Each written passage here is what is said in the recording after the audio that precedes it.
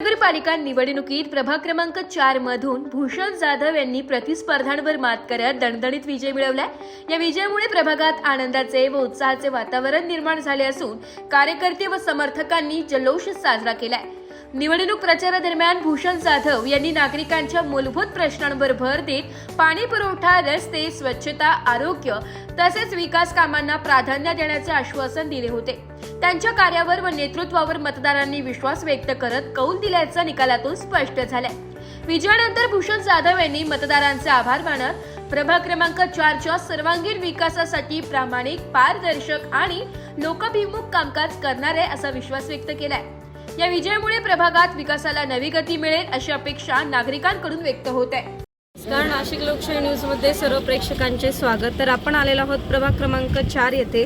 प्रभाग क्रमांक 4 मधून भूषण जाधव यांचा दणदणीत विजय झालेला आहे आणि त्यांनी अनेक वर्षांपासून सामाजिक कार्य असो, सांस्कृतिक कार्य असो, आर्थिक मदत असो किंवा शैक्षणिक कार्य असो, अशा अनेक कार्यांमध्ये ते पुढाकार घेत आलेले आहेत आणि प्रभाग क्रमांक 4चा विकास करतील ते, यात काही शंका नाही। तर ते प्रभाग क्रमांक 4चा सर्वांगीण विकास कशा प्रकारे करणार आहेत। तसेच भूषण जाधव यांच्या मार्गदर्शनाखाली त्यांचे म्हणणे असे आहे की हा विजय फक्त त्यांचा नसून तर संपूर्ण गावकऱ्यांचा आहे, कारण गावकऱ्यांनीच त्यांना निवडून दिलेले आहेत आणि प्रचंड मतांनी विजय केलेले आहेत। तर आपण भूषण दादांकडूनच त्यांची प्रतिक्रिया जाणून घेऊया।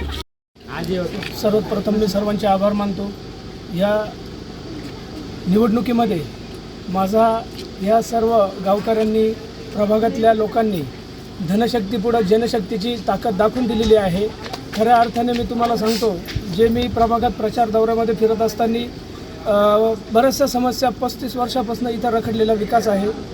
रस्ते, नाल्या, त्याच्यानंतर इथे अंगणवाडीचा प्रश्न आहे, शाळेचा प्रश्न आहे, स्मशानभूमीचा प्रश्न आहे, त्याच्यानंतर गटारींचा सर्वात मोठा प्रश्न आहे। या अनुषंगाने मी हे कार्य माझ्या परीने जसं करता येईल तितकं तात्काळ मी करण्याचा पूर्ण ताकदीने प्रयत्न करेन, हे मी सर्वांना आश्वासन देऊनच ह्या निवडणुकीमध्ये उभा राहिलो व जनतेने हे विश्वास दाखवून माझ्या मागे खंबीरपणे उभे राहिलेले आहे।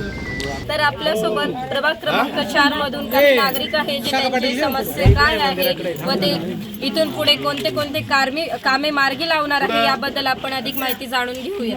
तुमची काय काय समस्या आहे ते सांगा। गावातले जो शैक्षणिक म्हणा किंवा सांस्कृतिक म्हणा जो काही प्रश्न आहे मार्गी लावायचा आहे लोकांचा, नाल्या, रस्ते वगैरे, लाईट वगैरे आहे।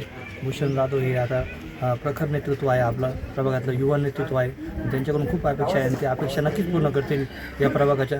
याच्या मी त्याला खूप शुभेच्छा देतो। धन्यवाद।